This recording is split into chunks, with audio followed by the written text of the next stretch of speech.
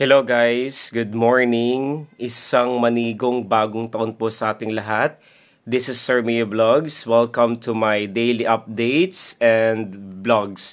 And for today's update is gusto kong ibahagi yung binili ko na Lucky Charm. Considered po siya as lucky plant ng 2024.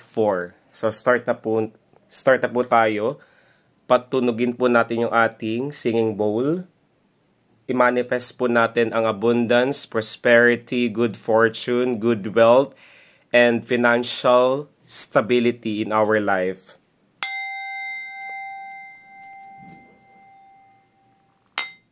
Yan po siya guys. So kunin po natin ang ating halaman na ito. Paano nga ba siya magiging lucky charm? Kumbaga, dadasalan po natin ang halaman na ito. By the way, ito po is nabili ko for about 250 pesos sa SM South Mall. Ito po yung halaman na Dracaena deremensis po. Ayan. So, kapansin-pansin po na napabayaan po nila ito kung may mga dried leaves, brown tips, or dark edge is tatanggalin po natin. Ipaprune po natin ito para po gumanda po siya. And so sa pinakadulo po, tanggalin po natin yung hindi magagandang parts.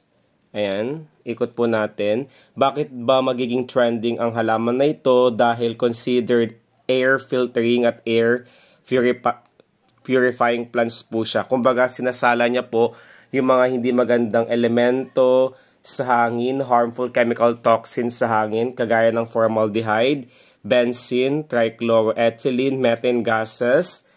Yung mga not so good contents ng hangin po ay kanyang sinasala. Kapansin-pansin guys, meron na po siyang may mga puting marka sa kanyang not puting marka, kumbaga yung mga alikabok. Ibig sabihin po talagang very effective. Napakabisa po neto sa paglilinis ng hangin. Ikot po natin guys, ayan. So, meron pa po siyang mga dark or brown edges. Tanggalin po natin siya. Then, since po maalikabok na po ang ating halaman, is kukuha po tayo ng tubig na mineral water or alkaline water at bulak po. Kumbaga, imamanifest po natin na sa pamamagitan po ng halaman na ito ay mabibigyang solusyon at agarang matupad ang ating mga pangarap, mga panalangin sa buhay. Wag na wag po tayong matatakot na i-prune ang ating mga lucky charm dahil po isa rin po iyon sa pinakamagandang dapat gawin sa mga halaman para po ma-boost ang kanyang potential height at makapagbigay sa atin ng maraming supling, suloy, or anak. Ayan siya guys. Tignan po natin. Ayan. So wala na po siyang mga itim or kayumangging gilid. Kumuha po tayo ng bulak at lilinisin po natin ang ating halaman, particularly ang dahon or foliage ng ating Dracaena deremensis po. Kunin po natin ito. Ayan.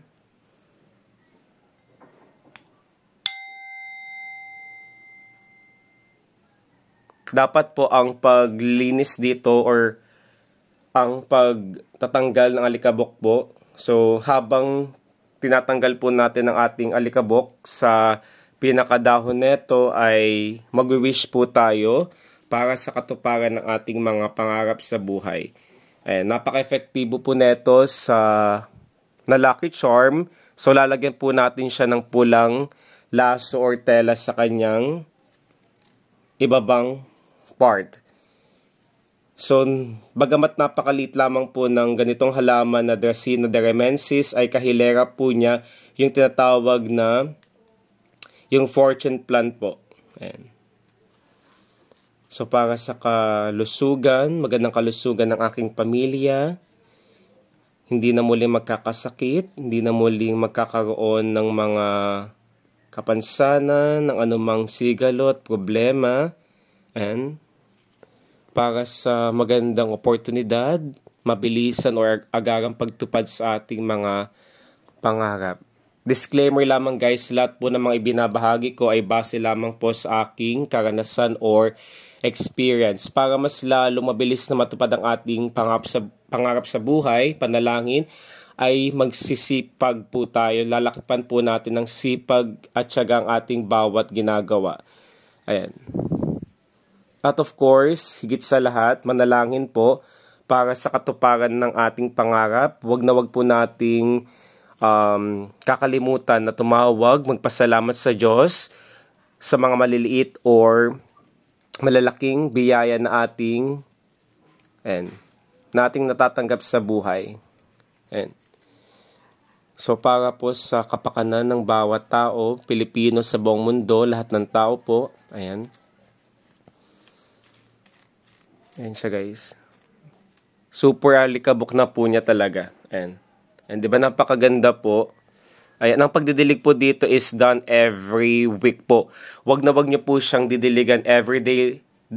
Wag na wag po nating didiligan everyday dahil prone po iyon sa mabilisang pagkabulok ng ugat ng ating Dracaena derramensis. Ito po ang kanyang top view portion. Lucky plant next or this year 2024. Kaya wag na po kayo mag-atubiling maghanap neto. Available po ito sa SM South Mall doon sa grocery store. Ayan siya. So since na na po natin siya lahat, and nadasalan ko na din po ito, dapat po ang pagdadasal po, ang ganitong halaman din po is wish granter. Kumbaga dapat po, wag lamang po para sa ating kapakanan lagi ang ating dinadasal.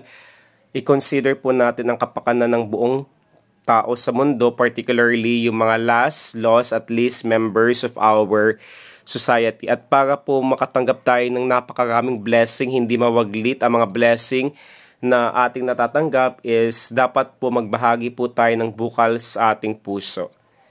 And, di ba napakaganda po? So, inilagay ko po siya dito sa isang maliit na ashtray po. Ayan. So, finished product na po natin ito. Ayan. Maganda na po siyang gawing centerpiece. Yes, pwede po siyang gawing centerpiece table sa ating living room. Then, kung meron po kayong mga pebbles na white, lagyan din po natin siya dito sa tuktok na ibabaw ng lupa para po gumanda palalo ito. Ayan.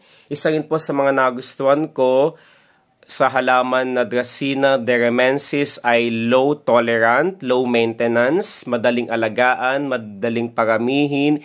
Hindi niya po kailangan diligan everyday. Once a week lamang po ang pagdidilig. And see to it na kapag dry pa po ang pinakatuktok na ibabaw at hindi po natin alam sa pinakailalim kung tuyo ba siya or basa, ang gagawin po natin is imimist po natin sa pamamagitan po ng water bottle spray container po. At wag na wag niyo po siyang ilalagay sa direktang sikat ng araw.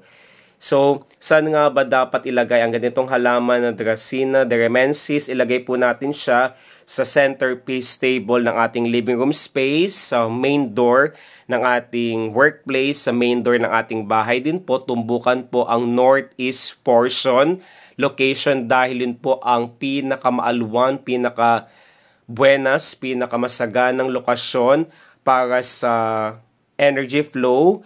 Yung positive chi ay nandoon po dahil doon po sumisinag at sumisikat ang araw. Wag na wag po tayo maglalagay ng mga lucky charms sa west portion dahil tumbukan po iyon ng paglubog ng araw. Kung maglalagay po tayo ng mga halaman doon, see to it na maglalagay po tayo ng 7 kutsarang asin sa mismong glass na baso, clear na baso, at ilagay po natin yun para po mabalance po ang negative at positive chi sa mismong lugar na iyon. Ayun lamang po ang simple tips guys. Yun lamang po ang simple tips na pwede kong ibigay. Nawa po ay nakakuha po kayo ng mga ideya, ng mga pamamaraan kung paano magiging masagana ang taon ng ating buhay sa taon ng 2024.